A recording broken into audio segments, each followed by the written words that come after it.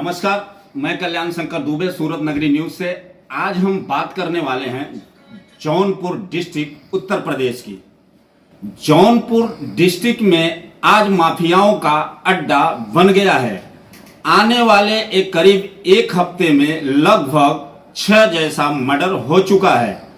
अभी 2 दिन पहले एक घर से बुलाकर अवनीश तिवारी जी का हत्या गांव के करीब 500 मीटर दूरी पर हुआ है और अभी हाल ही में रविवार के दिन ट्रिपल हत्याकांड हो गया है।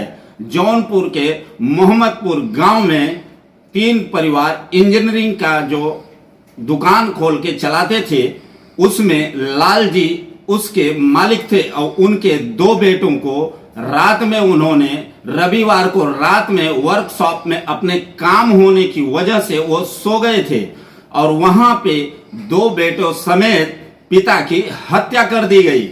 अब उन हत्यारों का अभी तक पुलिस के पास कोई जवाब नहीं है। अब आज 3 दिन बीत गए हैं, उसमें से 2 आरोपी पकड़े गए हैं। एक ससुर और एक दामाद ने उसकी हत्या की थी, जिसका नाम है पलटू राम।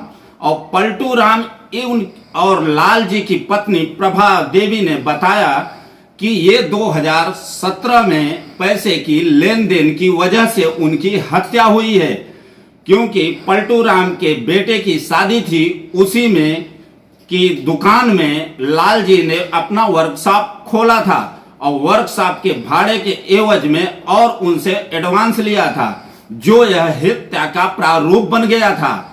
ये पैसे का लेन देन एक दिन इतना बड़ा विकराल रूप पकड़ेगा कि उनके पूरे परिवार की हत्या हो गई, ये कभी उन्होंने सोचा नहीं था।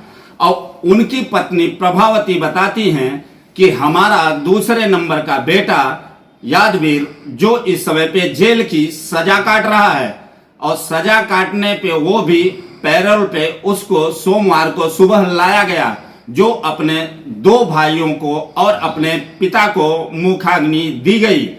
अब बात यह है कि इसमें राजनीतिक फंडा बहुत बड़ा है। उसमें सपा नेता और बीएसपी नेता दोनों अपने वर्चस्व की लड़ाई लड़ रहे हैं। आज वो उसके ऊपर एससी और एसटी का एक्चुअली में ये माजरा क्या है कि इसमें कई लोगों ने और कई बार मुकदमा इसमें चलाया गया था, जिसमें पलटू राम के भी ऊपर मुकदमा दर्ज हुआ था मोहम्मदपुर पुलिस स्टेशन में और लाल जी के ऊपर भी हुआ था। ये एक दूसरे से करीब 7 साल के यह जो उनके दिल में ठेस थी, वह आज रविवार को निकल गई है। कल्याण शंकर दुबे की रिपोर्ट, सूरत नगरी न्यूज, जौनपुर, उत्तर प्रदेश। कोई जानकारी नहीं है उसको, लेकिन एक पुराना जो लफड़ा है पुरानी दुकान का, तो जो पलटू नगर नेता हैं उन्हीं से कुछ लफड़ा था वो, और मैं कोई बता नहीं सकता, कोई जानकारी में नहीं कि और क्या लफड़ा। फिलहाल मौके पर पुलिस फोर्स और फोरेंसिक टीम ने पहुंचकर सबूतों को इकट्ठा कर लिया है। आला अधिकारियों ने भी मौके पर पहुंचकर घटना की जिम्मेदारी ली। अब चूंकि मामला ट्रिपल मर्डर का है, इसीलिए पुलिस भी पूरी तरह से एक्शन मोड में है। वारदात के खुलासे के लिए 8 टीमें लगा दी गई हैं।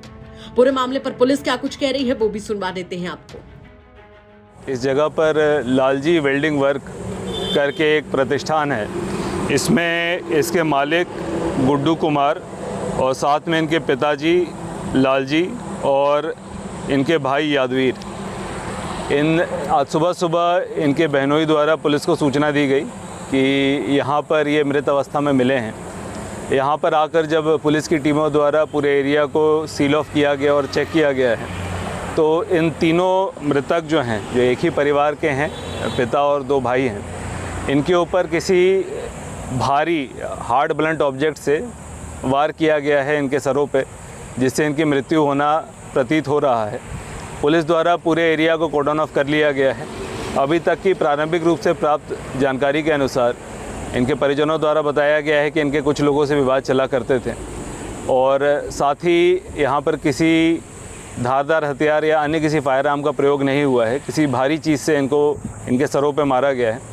तो पुलिस द्वारा सभी शवों को अपने कब्ज़े में लेकर पोस्टमार्टम हेतु भिजवाया जा रहा है और साथ में कई टीमों को लगाया गया है ताकि अतिशीघ्र इस पूरे घटना का अनावरण किया जा सके। एक साथ एक ही परिवार के 3 लोगों के मर्डर का यह मामला अंदर तक दहला देने वाला है। मंजर ऐसा कि किसी का भी खून सूख जाए। देखना होगा कि इस खूंखार वारदात को अंजाम देने वाले अपराधी